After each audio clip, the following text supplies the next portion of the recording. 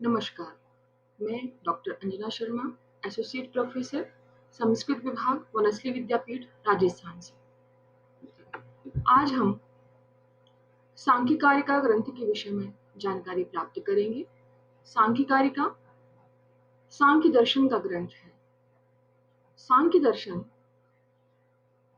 Indian philosophy के आस्तिक दर्शनों में से एक दर्शन है और इस सांख्य दर्शन के प्रवर्तक हैं कपिल मुनि और इसी सांख्य दर्शन का प्रकरण ग्रंथ है सांख्यिकारिका।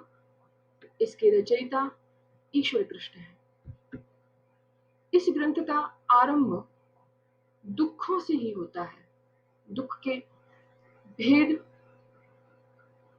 आरंभ में ही बताए गए हैं कि दुखों से, जो कि 3 प्रकार के हैं, दैहिक, दैविक, भौतिक, इन 3 प्रकार के दुखों से जीव पीड़ित है और उनसे वह मुक्ति प्राप्त करना चाहता है। इस भाव से, इस कारिका से इस ग्रंथ का आरंभ होता है। और जैसा कि अभी हमने देखा कि 3 प्रकार के दुख हैं, दैहिक, दैविक और भौतिक, और सारे दुख इन 3 ही दुखों में समाहित हैं और जीव इनसे मुक्ति प्राप्त करना चाहता है।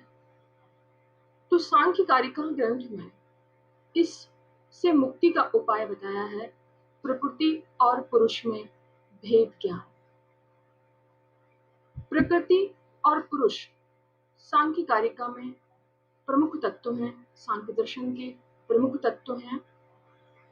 प्रकृति जड़ है, पुरुष चेतन है। जड़ प्रकृति से ही महतत्व अर्थात बुद्धि, अहंकार, एकादश इंद्रिय, पंच तन्मात्राएं और पंच महाभूतों की उत्पत्ति हुई है। अर्थात पूरी सृष्टि इस जड़ प्रकृति से ही उद्भूत होती है और इसमें ही लय को प्राप्त होती है। और ये सारा कार्य प्रकृति चेतन पुरुष की सहायता से करती है। लेकिन वह चेतन पुरुष चूंकि प्रकृति के इस कार्यकलाप को अपना मानने लगता है, भेद नहीं कर पाता, तो वह बंधन में पड़ जाता है, बंधनग्रस्त हो जाता है। इसलिए सांख्यिकारिका में मुक्ति का जो उपाय है वह है प्रकृति और पुरुष का विवेक ज्ञान, उन्हें अपने स्वरूप का बोध होना। और इस विवेक ज्ञान के होने के बाद जो मुक्ति का स्वरूप वहां रहता है, उसकी 2 भेद बताए हैं, जीवन मुक्ति और विदेह मुक्ति। जीवन मुक्ति से तात्पर्य है जीवन रहते हुए ही मुक्ति,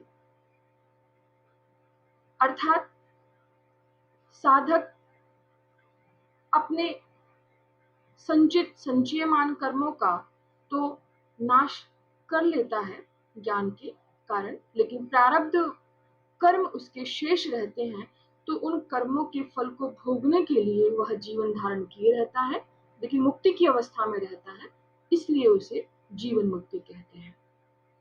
और जब उसके प्रारब्ध कर्मों का फल भी भुक्त हो जाता है तो उसका शरीर भी छूट जाता है, उसका शरीर भी नाश हो जाता है, तो उसे विदेह मुक्ति कहते हैं। ये दोनों प्रकार की मुक्ति सांख्यिकारिका में बताई गई है। बड़ा छोटा सा ग्रंथ है सांख्यिकारिका, लेकिन तत्वों की बहुत सुंदर चर्चा यह ग्रंथ करता है। और सामान्यतः जो जीव दुखों से पीड़ित है, दुख से मुक्ति चाहता है, उसी से यह अपने ग्रंथ को आरंभ करता है और उसी को स्पष्ट करता हुआ अंत में मुक्ति के स्वरूप और मुक्ति के भेद की यह चर्चा करता है यह ग्रंथ। आज इस वीडियो में इतनी ही चर्चा करेंगे। अगले वीडियो में इस सब के बारे में हम विस्तार से जानकारी प्राप्त करेंगे। धन्यवाद।